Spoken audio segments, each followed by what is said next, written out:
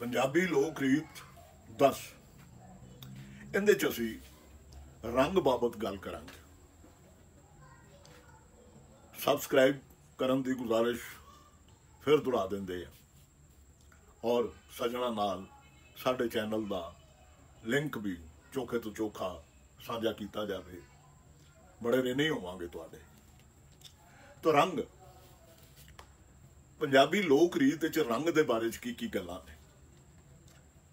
रंगां नाल कई तरह के भरम, वहम ते मनौतां जुड़ियां होईयां ने। अथरवेद मूजब प्राचीन काल विच पुराने कदीमी वेले विच हिंदुआं दा विश्वास सी कि नीले ते काले रंग दा जिथे मेल होवे उथे टूणे टप्पे दा असर छेती हुंदा है। जादू ते बद नज़र तो रखिया लई रंग दी खास महत्ता है, रंग दी बड़ी उचेची अहमियत है। काला रंग बद नज़र तो रखिया करता है, बचा करता है। बच्चे नूं नज़र तो बचाने लई उस दे मत्थे ते काले रंग नाल निशान ला दिता जाता है। नवे मकान नूं नज़र तो बचाने लई उस दे बाहर काली कुन्नी जाने हांडी मोदी मार के उत्ते डरावना नक्श वाह के लमका दिता जाता है। लाल ते पीला रंग पैदगी दी, पैदावार दी निशानी है। विआह शादी समय इन्हां रंगां दी वधेरे वरतों की जाती है।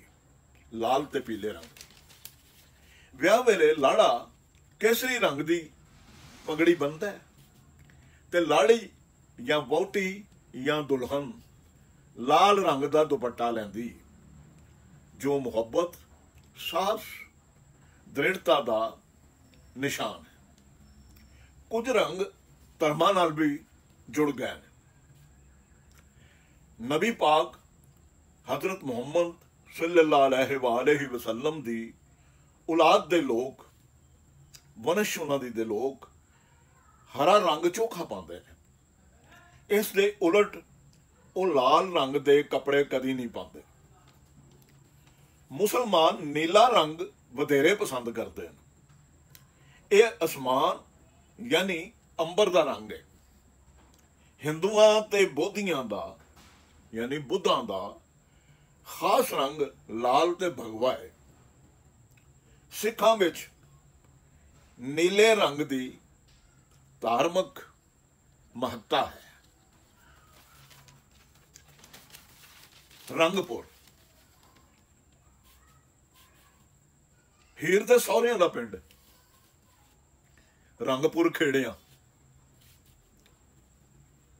जो मुजफ्फरगढ़ जिले दे उब्बे जाने उतर जाने पहाड़ वाले ते इस दी हद चंग जिले दे नाल लगदी। इस पिंड नूं जिवें मैं दसिया है कि रंगपुर खेड़िया भी कहा जाता है। हीर रंगपुर दे एक खेड़े जट सैदे नाल विआही गई सी। रांझा जोगी बन के इत्थे आया ते हीर नूं उधार के लै गया।